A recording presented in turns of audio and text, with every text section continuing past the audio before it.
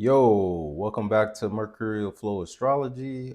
Today I'm going to be going over what's going to be happening for us during the month of February.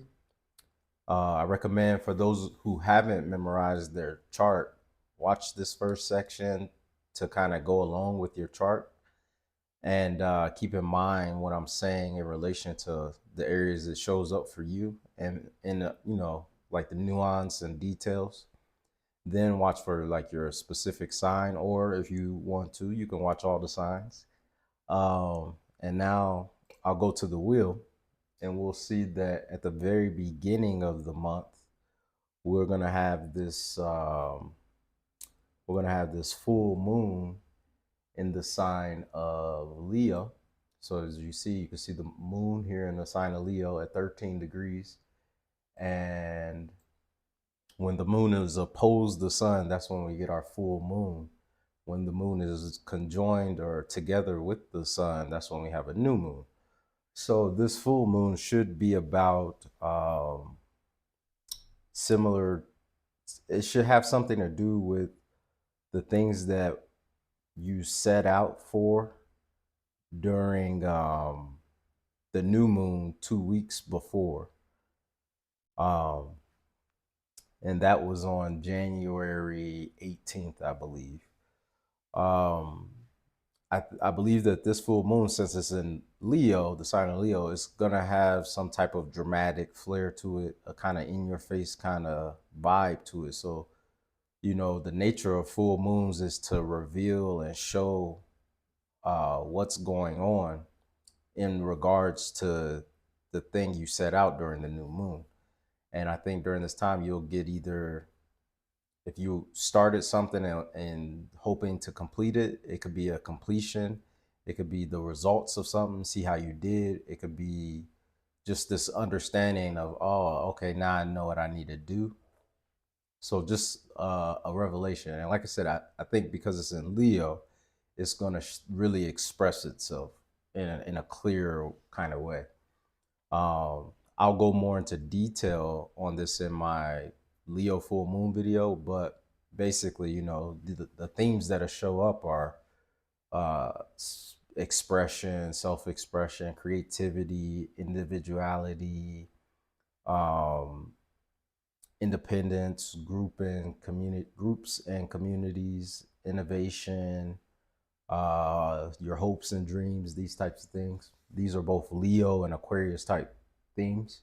And then you also have in Aquarius, you have 5 planets here, a stellium of planets. And you have Mercury, so that's going to talk about thoughts and communication, Venus, loves, relationship, personal values.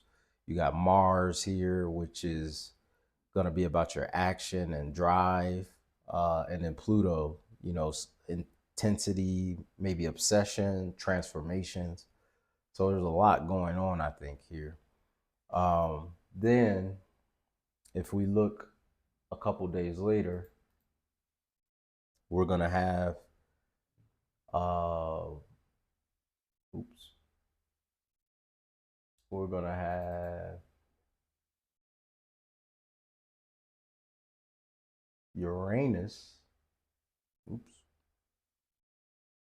We're going to have Uranus here in Taurus, um, stationing direct. So it's going to finally go direct. It's been retrograde since September 14th. And during this period, you probably went through some kind of internalized change. That's what Uranus tends to do when it's retrograde. It wants to focus on the inside, making changes internally. Whereas when it's direct, it wants to make more changes out in the world, in your reality. Uh, and this is in topics of, the house where Taurus is for you. This can release stuckness in finances, values, personal values, the physical body, giving you sudden liberations. And on the 25th of April, Uranus will be going back into Gemini. And, it'll focus on liberating and innovating your Gemini house for the next 7 years, because it's not going to retrograde back into Taurus after that point. And as that time comes closer, I'll make videos on that. Then we have on the 5th, earlier in the day, we're going to have Mercury making its square to that same now direct Uranus. You can expect sudden insights. You can expect communications or possible disruptions. While a few days later, you're going to have also, let's see, you're going to also have, I believe on the 8th, if you see there, now Venus has come into that spot where Mercury was, and Venus is also going to square Uranus. And this is possibly making it more about relationships, personal values, money, sudden attractions, breakups, financial shakeups. Uranus is gonna fight to shake things up in Venus matters, because it's in Venus's sign of Taurus. And squares are of the nature of Mars, creating challenges, or some type of action becomes needed. And and Uranus is in a fixed Venus sign that likes stability. So it could be something that has, you know, taken a long time to change and is finally coming to a point where it'll change. And there's also a mutual reception between Venus and Uranus. And, when there's a mutual reception, this is where two planets are visiting in each other's signs and kind of help each other. They become sort of like secret best friends a bit. Or it kind of reminds me of the show in the early 2000s, if some of you might remember this, called Trading Spouses, where two married couples come together and either both wives swap places, or the husbands swap places for a couple weeks, and they see how the other goes about doing things and solving like their marital problems and in a different household. Maybe this is similar to whatever episode that had a smooth and pleasant swap of the two spouses. That's what I kind of see of the mutual reception when two planets are in each other's signs. Um, then, if we go back, actually, we see that on the 6th, we had,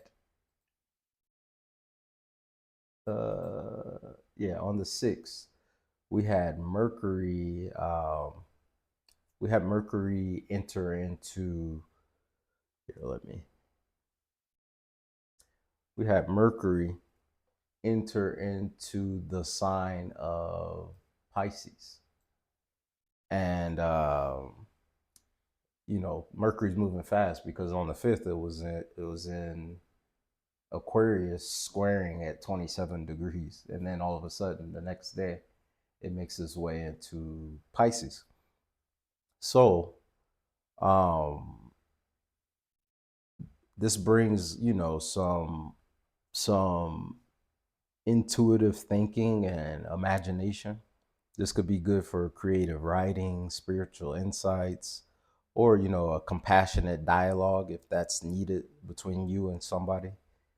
Although, I would watch for vague communication or misinterpretations, because Mercury likes to be more detail oriented. And I think in the sign of Pisces like kind of goes with the flow and just kind of goes all, it can kind of go all over, because it's ruled by Jupiter.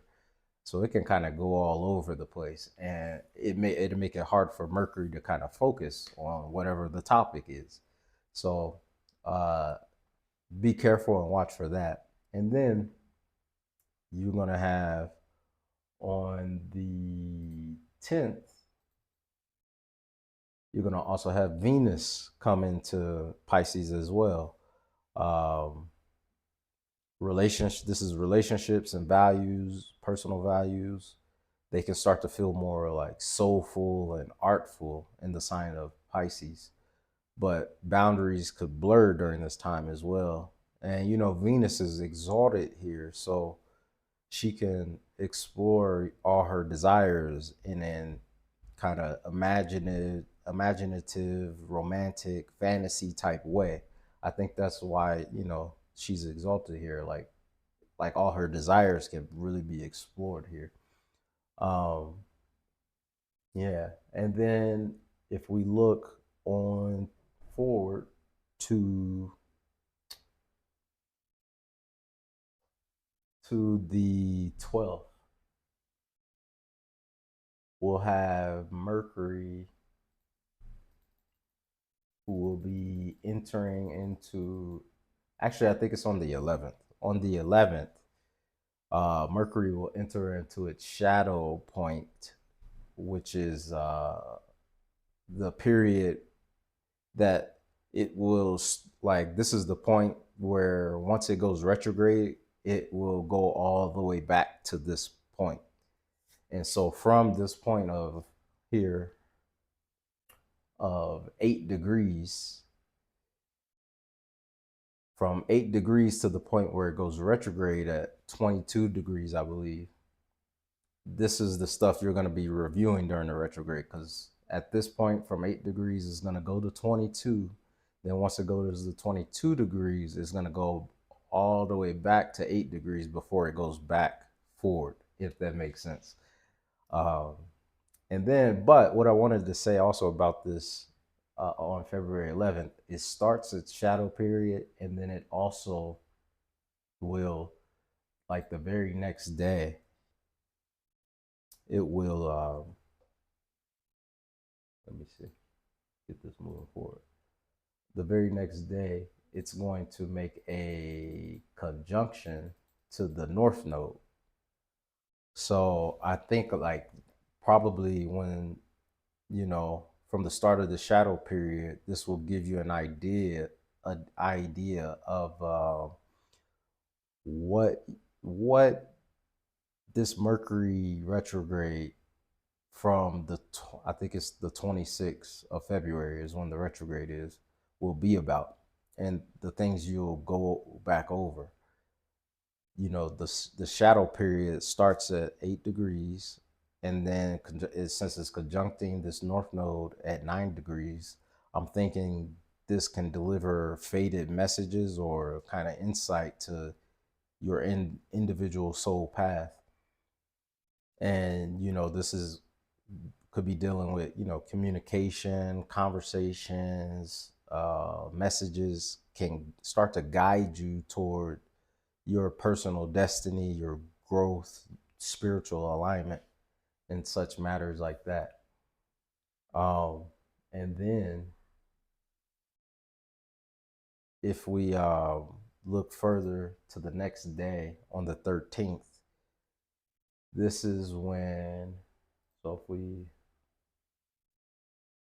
move a little bit, yeah, looks like around the evening of the 13th, this is when we'll have, hold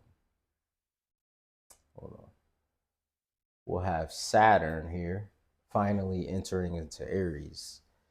It's going to make its entrance back into Aries for the next 3 years or so. And here, Saturn is in its fall, meaning it can't quite accomplish the things in the way it normally likes to, because Saturn is like a slow, cold type of sign, or not sign, planet, and Aries is a fast, hot kind of planet. So it doesn't really want to be here. But sometimes we gotta make lemonade out of what we got. And the best way to get things done is getting creative with Saturn. You know, it's been 30 years since Saturn was here for the long term, and this new cycle demands, you know, a maturity in new beginnings, and for you to have courage when initiating things and the topics of your Aries house. I would say learning to act responsibly, building confidence, facing challenges head on without being too reckless, though. If you want to know more, I would say just watch for my Saturn entering an Aries video. I'll be making that video. But yeah, this is a point where, you know, because it's also it's conjuncting your Neptune as well. So that's what's going to make this a big period. And then later on in the month, when Saturn and Neptune go conjunct, I'll speak more on that. But as for the next day, on the 15th, we'll have, yeah, on the 15th, we'll have here, now we got the sun making that same square that Mercury and Venus made to Uranus. This brings tension between kind of the ego or plot, which is the sun, and the need to innovate and revolutionize, which is more Uranus. This can create some, you know, restlessness. It could create sudden disruptions, disruptions to your self-expressions, plans, or authority. The sun is making, a superior square, so it's asking Uranus to bring about change in your Taurus house. And how you know which planet is in the superior position, which what we do is you look and you see which planet. So as like if you look at the sun here, that's the ray it's putting out, and then the planet to the right of the other planet, as you look into the circle, like if you take the viewpoint of looking into the circle, the planet to the right is in the inferior position, and the planet to the left, which to the left of Uranus is the sun, is in the superior position. So, for example, if we look at if we I guess we don't have any planets over here on the right side of the chart, but if we looked at the south node here, Uranus would be in the superior position to the south node. And then if we had a planet here in Sagittarius, it would be in a superior position to the sun, because like I said, it's whoever's on the left side is in the superior position as you look into the circle, if you take the viewpoint of looking into the circle. So yeah, it'll be making that square. And for the sake of the, for the sake of the topics associated with the house of Aquarius, it can spark breakthroughs, but it has the likelihood of being unpredictable or rebellious in nature. And then next day, on the 16th, we're going to have a Mercury and Jupiter trine. Let me see.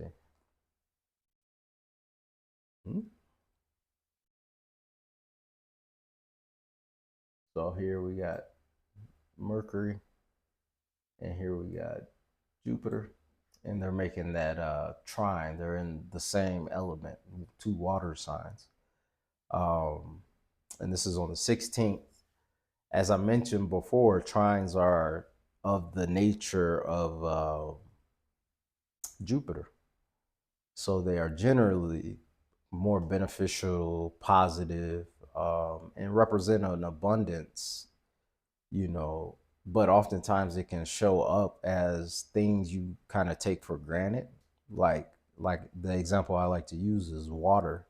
We don't think at all about how great or amazing water is, but to have water to drink, to take a shower or bath, or even flush our toilets, even, is very essential. And we don't think about it like on the daily basis. It doesn't even cross our mind. We take it for granted. But the moment there's no water, it brings chaos to our lives. And it becomes one of the more important things going on in our lives during those days where there's no water. And you can only go so long without even being able to drink some form of water or something with water in it. So with this trine, we'll have Mercury, who is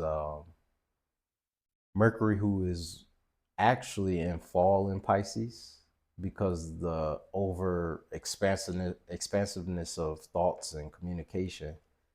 Mercury wants to just focus on the details and points of difference.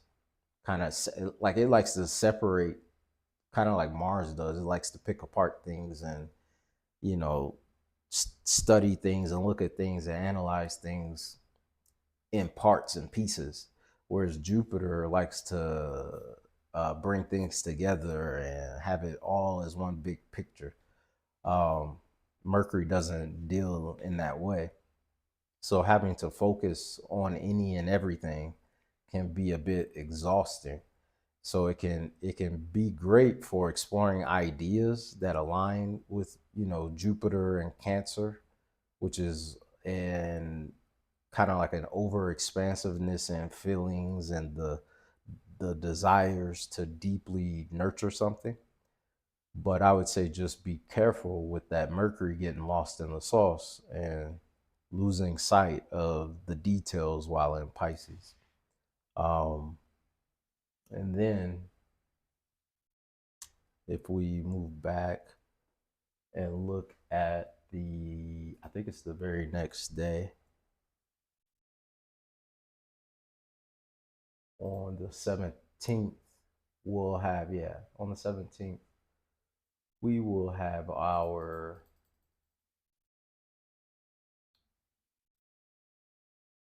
solar eclipse here.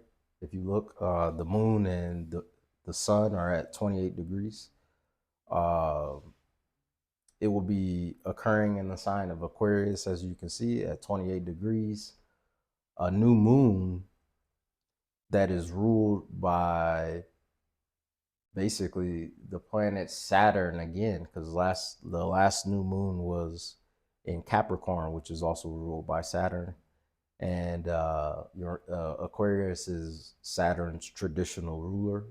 Uranus would be its modern ruler, but traditionally Saturn is the ruler of Aquarius as well.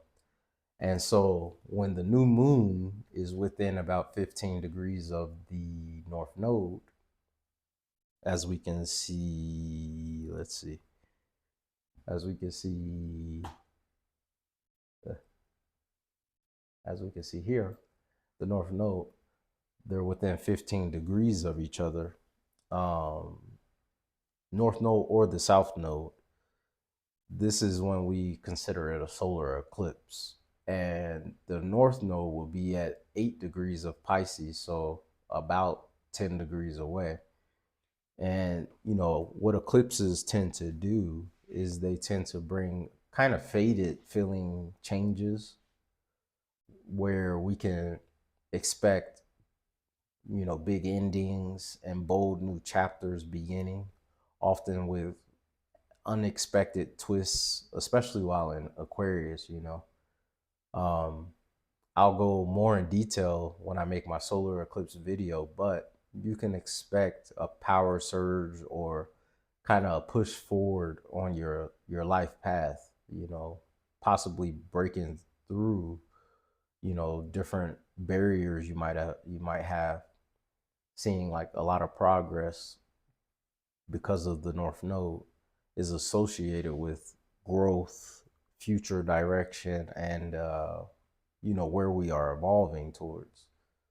So yeah, that's something to look out for, that solar eclipse. And usually this energy can last for weeks to months as well. But like I said, I'll speak more on that in another video.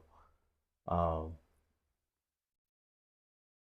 and then the next day we'll have the sun entering into Pisces as well. Let's see. I believe that's on the 18th. Yeah. So as you can see here, we got the sun here at 0 degrees. And you know, it'll be joining the moon, Venus, Mercury, and the North Node. So it's bringing a focus to this area of your chart of Pisces, ushering in, I would say, a new season of compassion, intuition, spirituality, and imagination. Energy, I would say, is likely to turn inward due to it being in Pisces, and it may be asking you to focus on creativity, healing, surrendering of some kind, or taking the time to meditate, even, you know, and like eventually, yeah, I mean, at this point, you have a stellium of planets in your Pisces house. So the planets are, aside from Pluto, are all like moving in and stacking into Pisces after leaving Aquarius. Um, and then a couple days later, on the 20th, you'll have, let's see, hold on. You'll have Saturn making that exact conjunction to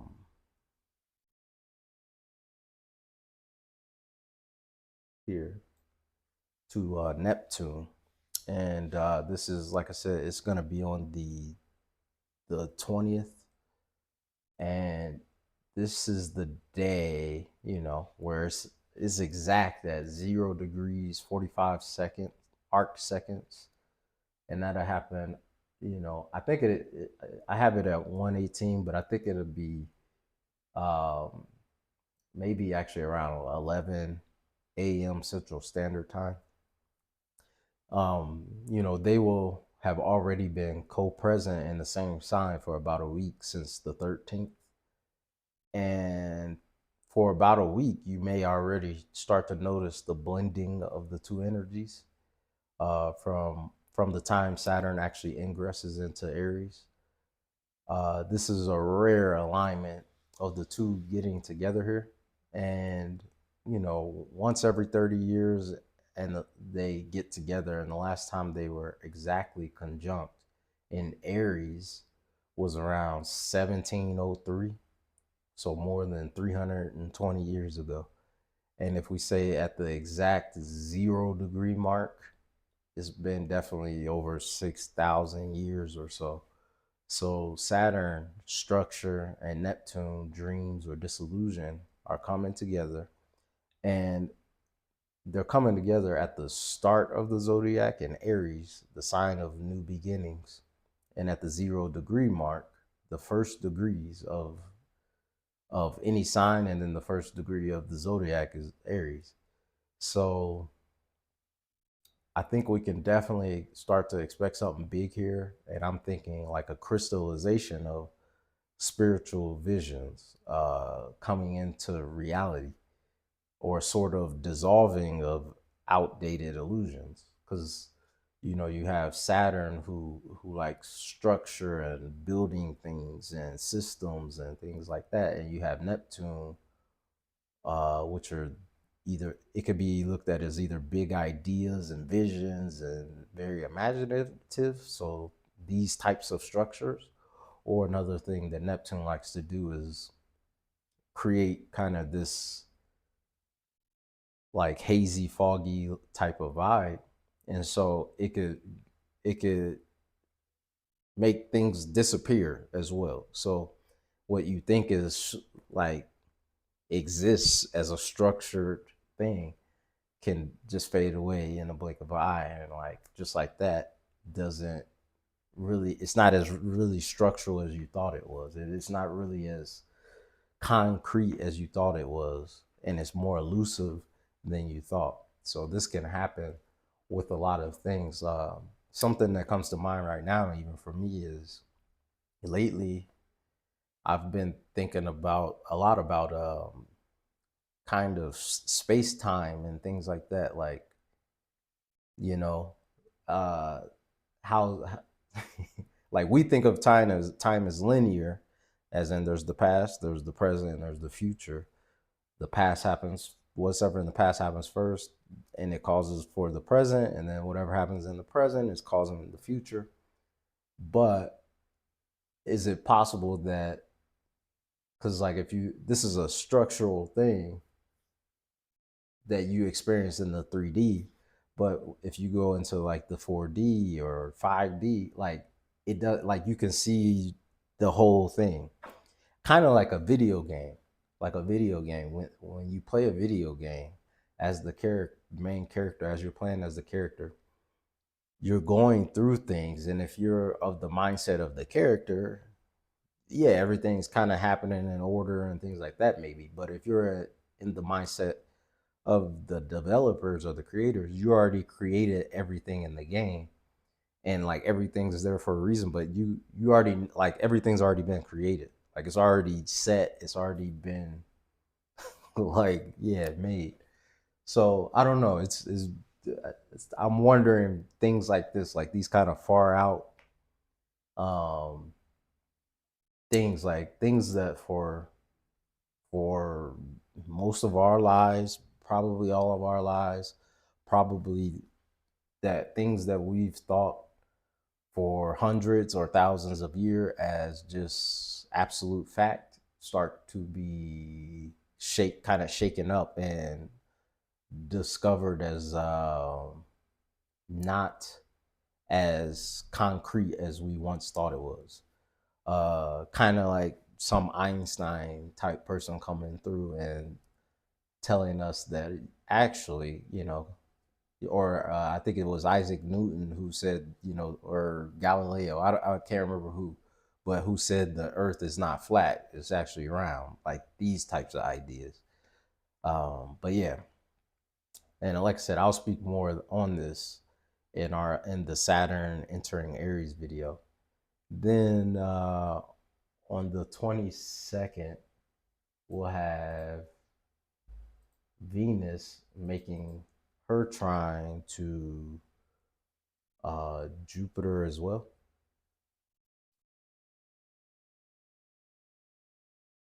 So right here, we got the two making their trine. Um, and this will be following up Mercury's trine.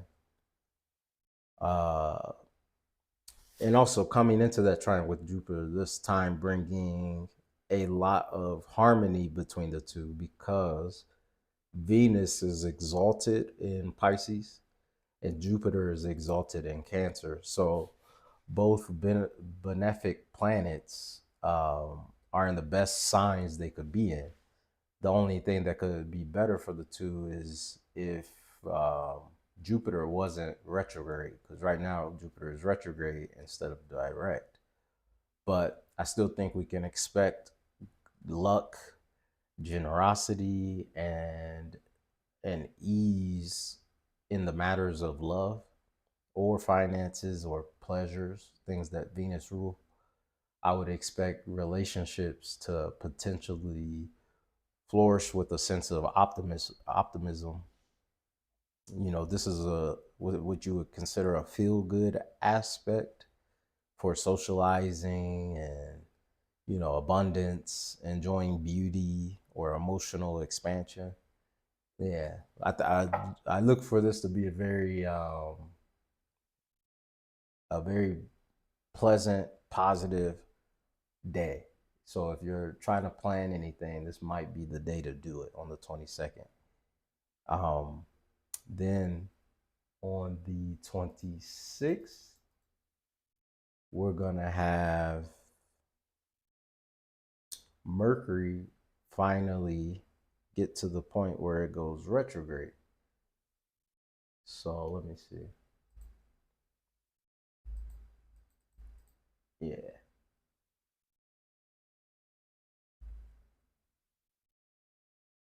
So if you see now at 22 degrees, Mercury is retrograde in the sign of Pisces, and it'll spend the whole duration in Pisces from the 22nd degree, 22nd degree till about 8 degrees of Pisces, as I mentioned earlier.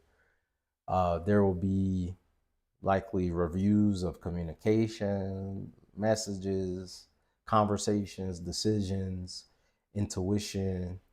I would expect, some revision in spiritual or creative pursuits and matters, misunderstandings, or the resurfacing of kind of old ideas. You should probably use this Mercury retrograde as a time for reflection and not use it for starting new launches or new things. You want to avoid starting and doing completely new things that you wouldn't want to have complications that would call for a redo or a change of mind once Mercury goes back direct. So things like contracts, tattoos, surgeries, booking flights, try to do these types of things before or after the retrograde period, and if you can, before the shadow period at 8 degrees. I would say don't be afraid not to do anything at all, but the main thing is doing completely new things or ideas, starting new ideas of great importance during this time isn't recommended if it can be avoided. Then we're going to have on the next day, we're going to have Mars and Uranus squaring. So Mars is at that 27th degree that all those planets, Mercury, Venus, and the Sun, recently got to. And I think I would personally want to watch for this transit. It'll be occurring on the 27th. This Mars and Uranus square tends to like to ignite a sense of impulsiveness, frustrations. It gets you frustrated over things. You can see breakthroughs, and it could be great for radical change, but there's also the potential for, like I said, accidents, anger, rebellious actions. So tips that I would give would be, number one, pause before acting. If you need to, count to 10. And then number two, I would avoid high risk activities that could have detrimental consequences. uh, and then three, just ground yourself. If you need meditation, meditate, or just breathing, just ground yourself. Don't overreact. Like during this period, make sure you just kind of stay grounded. Don't let things work you up. And maybe the last tip would be to embrace flexibility around this period. Because if you could be flexible, then it's less likely that you'll blow up or something. If you have anything around this 27 degree mark or 27 degrees of fixed signs like Taurus, Leo, Scorpio, and Aquarius, you may feel it more, I would expect. And the next day, let's see, the next day on the 28th, yeah, as you can see, you have Mars still making the squares, because you can still see the red line. It's still within a degree, but you'll have Mars now at this, which is making a separating square with Uranus, but it's at the same degree point as the solar eclipse was on the 17th, so which is 28 degrees. So the Mars Uranus square could be related to that new beginning, or some ideas that may have come around this new moon solar eclipse in Aquarius on the 17th. So I would keep that in mind as well. Something could could really get you frustrated or worked up, or you could see a breakthrough, like I said, when it comes to whatever the solar eclipse brought to you. And now at this point, I briefly want to go over what each rising sign could most expect. So let me go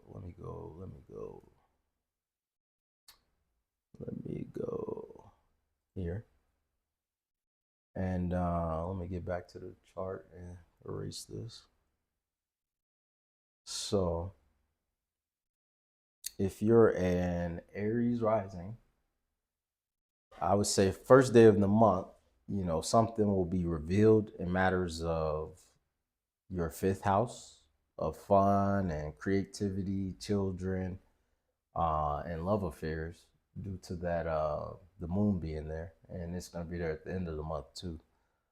And then midway through the month, your 11th house of networks and friendships, dreams, and social media will be sparking something with that solar eclipse, new moon happening there. Potentially, I think it's going to lead you to the stellium of planets entering your 12th house. So yeah, that solar eclipse is on the 17th at let's see, yeah, um and the 12th house, because like, well, after that solar eclipse, since it's at this 28 degrees, I think it's going to have an effect on what's going on in your 12th house of Pisces, the house of isolation, mental health, rest, and hidden enemies. As well, you're going to have that great Saturn and Neptune conjunction at 0 degrees of Aries in your first house, bring in some unseen changes in your life, I would expect. In other words, what does this mean? I would say, like I said, at the start, there's a pivotal behind the scenes kind of a month for the beginning of the month. And then signs kind of opening with a revealing moment, you know, like because of that full moon on the first. I think something will be revealed to you. And then it's going to bring clarity or truth in matters of love, creativity, joy, or children, being in the fifth house in Leo. And you could say something coming into the light that helps you see what truly excites the heart, because Leo deals with the heart. And then, like I said, in the middle of the month with that solar eclipse, it starts shaking up friendships, networks, goals, and online spaces, signaling maybe a start of new social direction, while possibly dissolving old methods revolving around this house. I think this momentum is going to push you inward as a wave of planets. They're going to all start to fall into, as you see, into the sign of Pisces. And yeah, and I would say, since it's in the 12th house, it's going to be urging you to rest and reflect, take care of your mental health, and there's probably going to be strategic withdrawal from the world, especially from things that are draining you, situations that are draining you. With Saturn and Neptune conjoining at that 0 degree mark in Aries, I think this month is going to ask you to release your identity since it's in your first house. And you're going to have to tend toward your inner world and quietly kind of lay the spiritual and psychological foundation for a major personal rebirth that I assume you'll be having ahead of you. So it's definitely going to be a time of change. Now for Taurus and Taurus risings. So you're gonna have let's see, you're gonna have on the first day of the month something being revealed in the area of your fourth house where the moon is. And the fourth house deals with the home, family, roots, emotional security, and living situation. Midway through the month, you're gonna have you're gonna have your 10th house of career, reputation, authority figures, and life direction.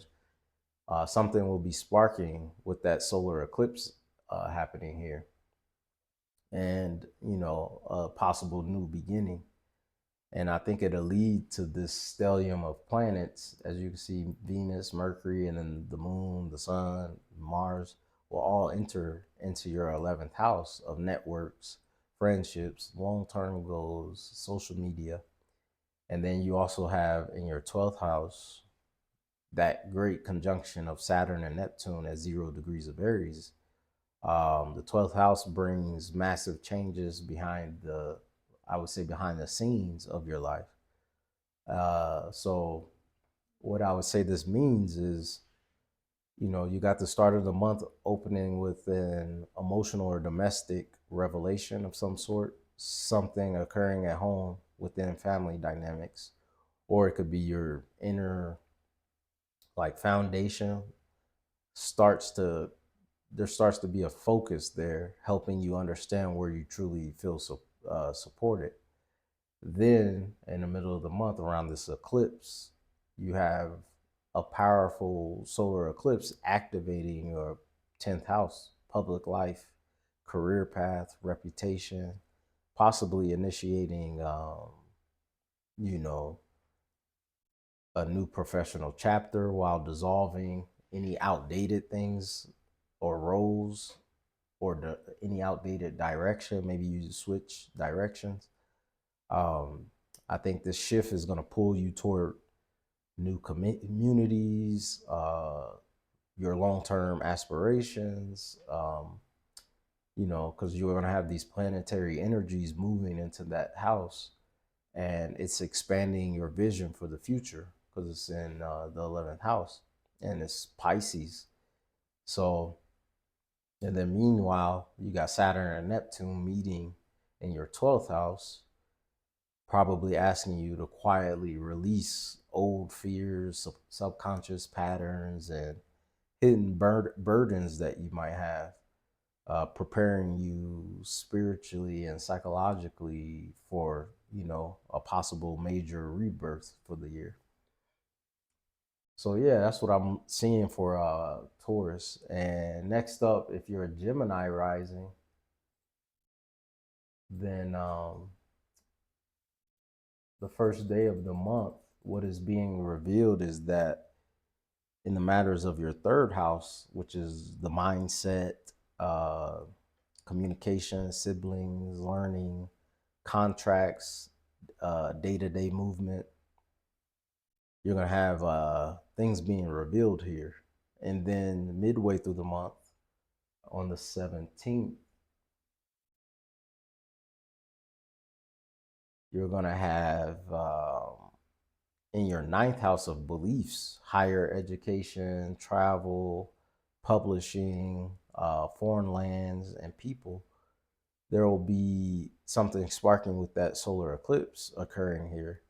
This leads to the stellium of planets entering into your 10th house of career visibility, legacy, public responsibility.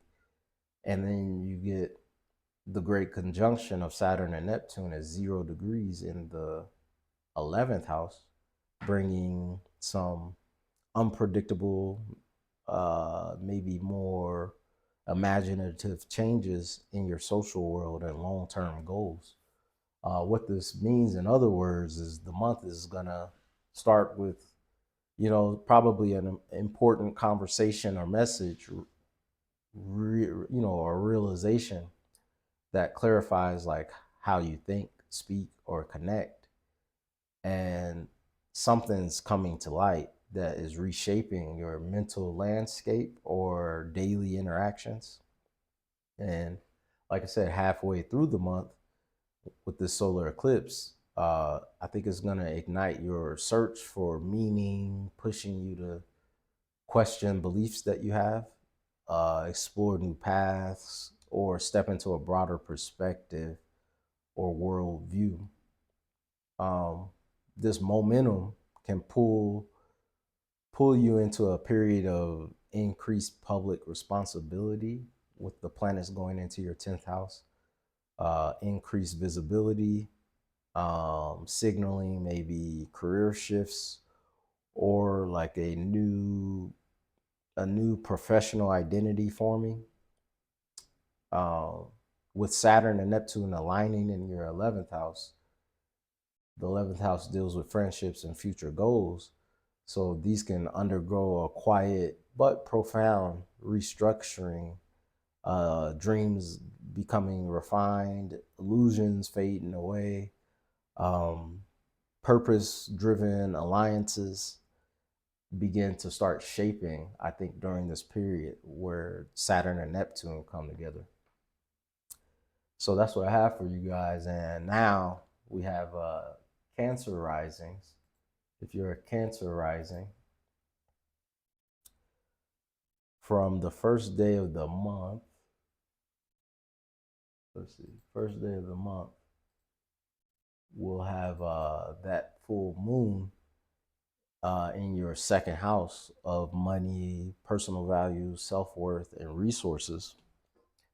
And midway through the month, your 8th house of intimacy, shared finances, debts, transformation, and psychological debt will be sparking something with that solar eclipse. And I think this potentially leads to the lineup of planets entering your 9th house of wisdom, belief systems, travel, and higher knowledge. And the conjunction of Saturn and Neptune in Aries is in your 10th house, bringing unimaginable changes to your career and public identity.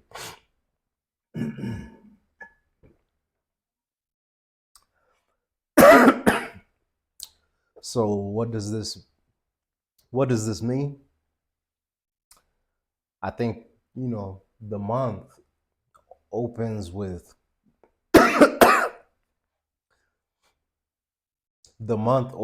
clarity around finances, priorities, or self-esteem.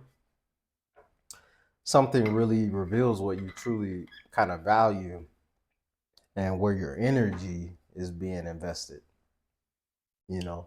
Then later in the month, around this solar eclipse, I think there's going to be deep emotional and financial transformation, asking you to confront vulnerability, trust, and power dynamics. I think this intense process may lead towards growth through learning, teaching, or expanding your worldview as planets move into your 9th house. And then meanwhile, Saturn and Neptune joining forces at the top of your chart will quietly, but it might be visible to others, reshape your long-term career path dissolving some outdated ambitions and laying the foundation for something that's more aligned and meaningful. Uh, Possibly could be a meaningful public role that you'll take on. And yeah, that's what I have for you. And then next up, if you're a Leo rising, let's see, if you're a Leo rising, the first day of the month, something is being revealed in matters of your first house, because there's a full moon in your first house. And this is dealing with identity, the body, personal direction, or your personal approach and the way you express yourself. And then midway through the month, around the 17th, you'll see that your seventh house of relationships, partnerships, contracts, enemies that you're aware of will be sparking something with that solar eclipse happening here. I think this leads to the personal planets eventually entering your eighth house of intimacy, shared resources, psychological healing, and transformation.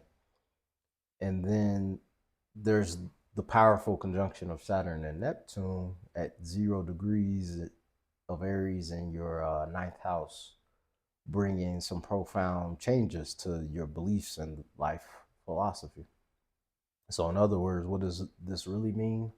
I think the month is beginning showing you something about who you are, how you show up, or what you want to become unmistakably, unmistakably, unmistakably clear to you. Then halfway through the month, a solar eclipse will initiate the major changes in relationships, and this could redefine commitments while also dissolving dynamics that are no longer serving you. And then eventually these shifts in your relationship draw you into deeper emotional and psychological territory as the energies of these planets start to concentrate into your eighth house. So emphasizing healing and trust and shared kind of power, shared resources. And then with Saturn and Neptune preparing to unite in your ninth house, your belief system undergoes a subtle kind of but profound reset, urging maybe for you to align your visions of life with a new perspective and a spirit for truth, the truth of life itself. And that's what I got for you. Next up, if you're a Virgo or a Virgo rising, let me get to, yeah. If you're a Virgo or Virgo rising, the first day of the month, you're going to have that full moon in your 12th house. And this is revealing matters of the 12th house, which are isolation, mental health, rest, subconscious patterns, hidden things to you.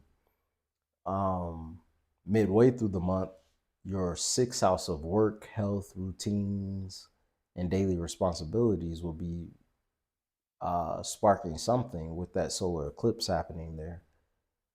This potentially leading to multiple personal planets ending up arriving into your seventh house of relationships, partnerships, agreements. And then you're going to also have the great conjunction of Saturn and Neptune in your eighth house, bringing transformative changes in emotional depth and financial bonds with others. In other words, I'm thinking this month is quietly but powerfully opening with you kind of behind the scenes, having realizations coming to the surface from your inner world. And, something hidden, unconscious, or suppressed is coming into your awareness, possibly offering some deep insight or possibly emotional release of some sort. And then later in the month, around the 17th, you got the solar eclipse, and this resets your work life, health, habits, or daily rhythm, prompting some changes that support your long-term well-being. And I think this recalibration leads directly into your relationships, the relationship themes, as these planets shift into your seventh house, and it's bringing new commitments or redefining the ones you already have. And with Saturn and Neptune conjoining in your eighth house, I think they'll signal a slow, meaningful restructuring or restructuring of intimacy, trust, and shared resources, asking you to release control probably and build bonds rooted in more authenticity. And that's going to be happening for at least 3 years. And then, Neptune's going to be there for 14 years. So definitely profound changes in regards to your eighth house. Now, if you're a Libra or a Libra rising, on the first of the month, you're going to have that Leo full moon in your 11th house of friendships, networks, social media, long-term goals and aspirations. And then midway through the month, you'll have that solar eclipse, which will be in your 5th house. In Aquarius, your 5th house. And this is the house of creativity, romance, pleasure, children, and self-expression. It's sparking something here, and then after it sparks something within that 5th house, there's a lineup of planets. All these planets are going into your 6th house of work, health, routines, and daily responsibilities. And then you got the great conjunction of Saturn and Neptune in Aries in your 7th house, bringing changes in relationships and partnerships. So what does this really mean? I would say, the month's opening with a clarity around your social world and a revelation involving friendships, collaboration, future plans, showing you like who truly aligns with your vision. And then as we get to this halfway point of the month with the solar eclipse, I think it's going to ignite your creative and romantic life, opening maybe a new chapter around joy, passion, self-expression, while closing maybe an older chapter. This energy is going to end up funneling into the daily life, of your 6th house, calling for adjustments to work routines, health, habits, and responsibilities. And with Saturn and Neptune coming to an exact conjunction in your 7th house of relationships, and I think we could see you undergo a subtle but profound restructuring or dissolving of illusions and setting the stage for, more honest, long-term commitments here.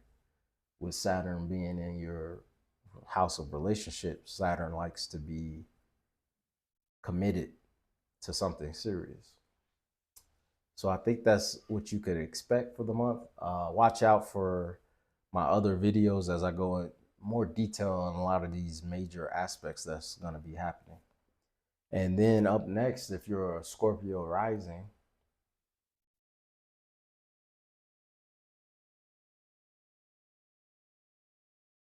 your Scorpio rising, the first day of the month, there's going to be that full moon in your 10th house. And the 10th house deals with career, reputation, authority figures, and life direction. And then midway through the month, your 4th house of home, family, roots, emotional foundations will be sparking something with that solar eclipse, new beginning there. This could potentially be what's leading the stellium of planets to entering your 5th house of creativity, romance, pleasure, children. And then you'll end up having, at the same time, Saturn and Neptune conjunct in your 6th house, bringing new changes to the work and health. In other words, I'm thinking the month is beginning with revealing something to you about public or professional world that you hold. Something that's coming to light regarding your career path and your leadership role or your reputation, and it's clarifying your true direction. And then as you get to later in the month,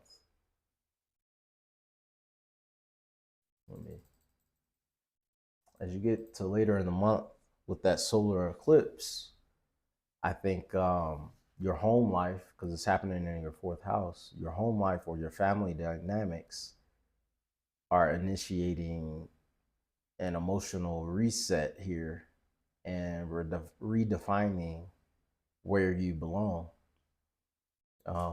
These changes definitely can open up space for renewed creativity, joy, romantic expression, because you're going to see personal planets entering into Pisces.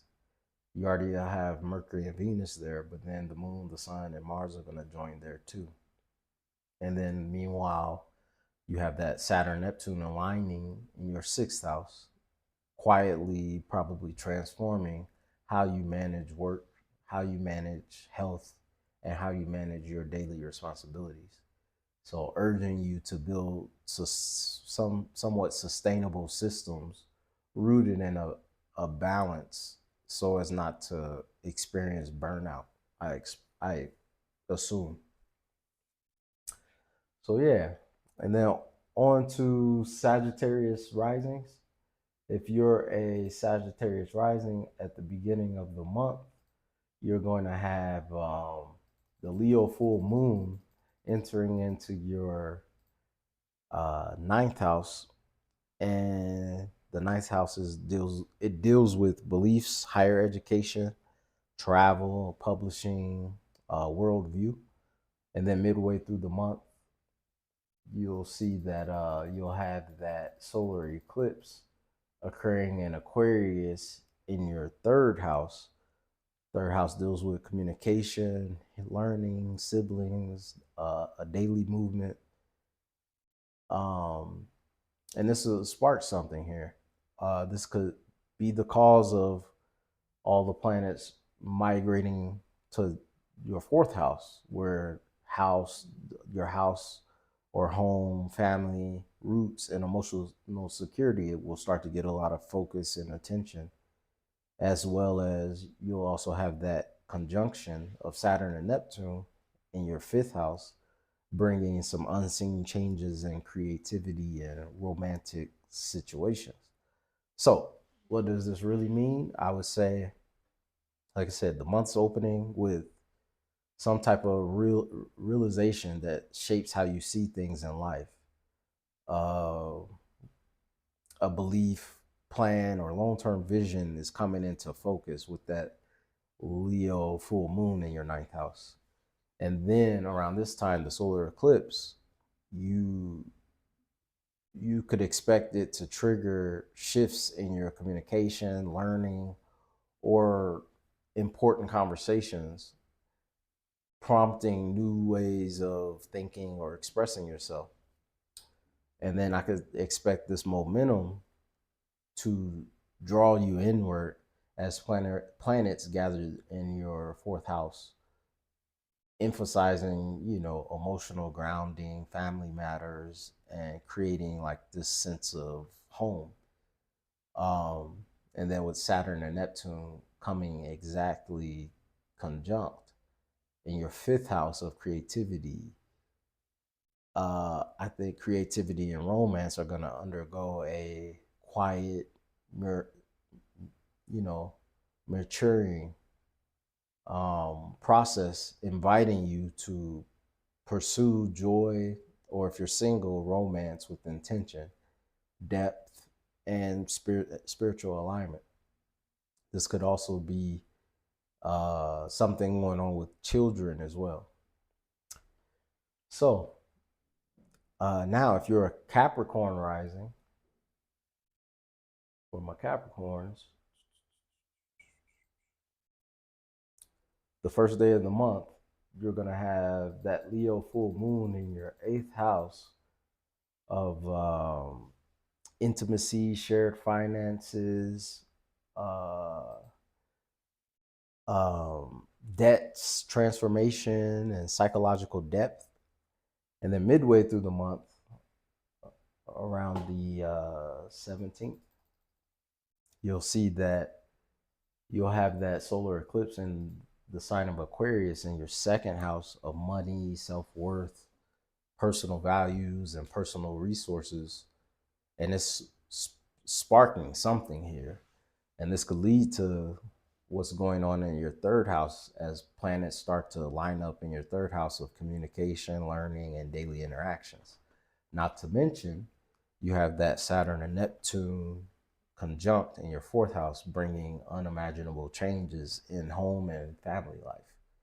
So what this possibly could mean is there's, a deep financial truth surfacing, something around trust, vulnerability, or shared resources. And it becomes impossible to ignore with the full moon being in Leo. And then around the 17th, you got the solar eclipse, which I expect will reset your connection with money and self-worth.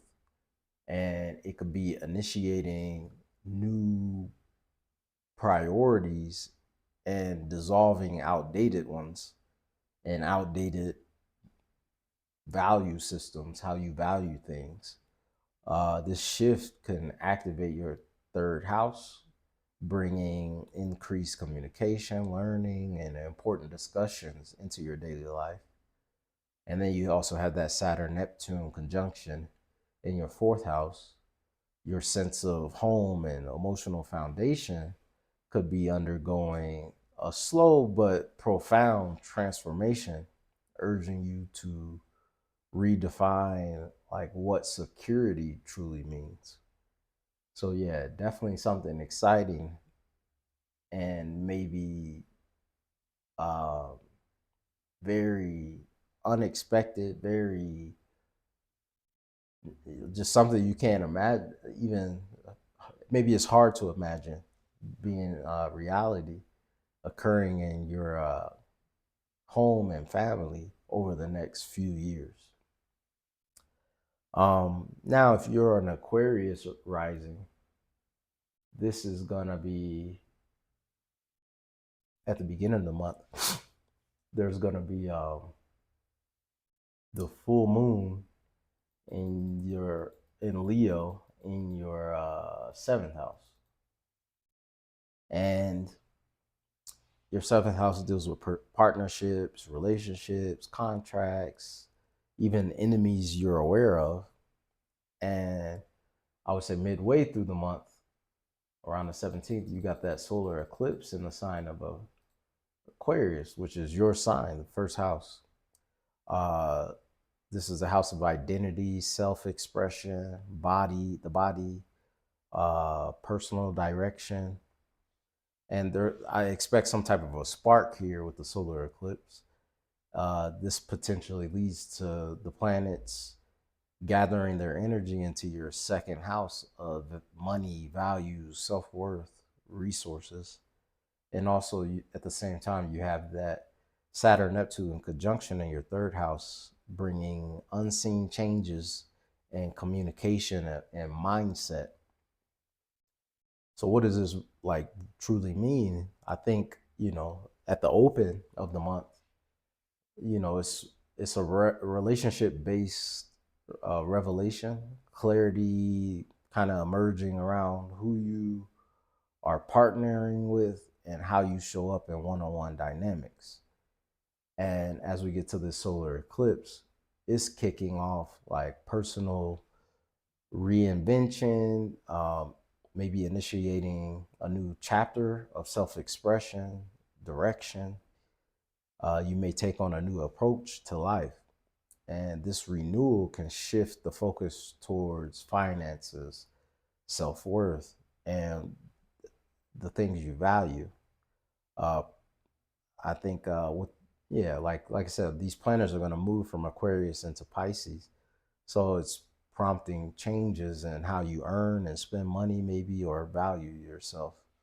And then with Saturn and Neptune meeting in your third house, it's quietly reshaping your thinking patterns and communication style, um, helping you to align your voice with a deeper truth and purpose for, navigating this reality. So, yeah, that's what I see for Aquarius and Aquarius rising. And now, if you're a Pisces or Pisces rising, on the first of the month, let me get it to Pisces. On the first of the month, you'll have that full moon, Leo full moon, in your sixth house. The sixth house deals with work, health, routines, and daily responsibilities. And then midway through the month, around the 17th, you'll have that solar eclipse in the sign of Aquarius, which is your 12th house of rest, isolation, subconscious patterns, mental health, and it'll be sparking something here with that solar eclipse. Big changes. The personal planets will be entering then your first house as they leave Aquarius, and the first house dealing with identity, self expression, and personal beginnings. You could see changes here and focus here. And you also have Saturn and Neptune in your second house, which is a house that's bringing incredible changes in values and finances. So, in other words, what could I say about this is that I think the month is going to open for you with kind of it may be a practical wake up call, something about work, um, your work habits, health, daily rhythm is coming into focus, and it wants to reveal what needs to be adjusted. Um, and then as we get closer to the solar eclipse, it initiates like a deep closure and emotional release, with it being in your 12th house. And it might be urging you to rest, heal, maybe even retreat from situations that are draining to you.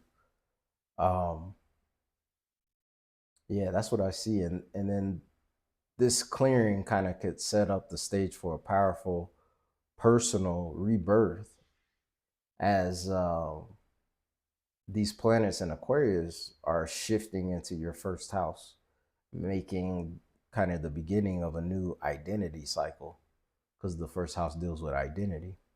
And then you have that Saturn Neptune aligning in your second house. Your second house is your relationship with your money, your self worth, and material security.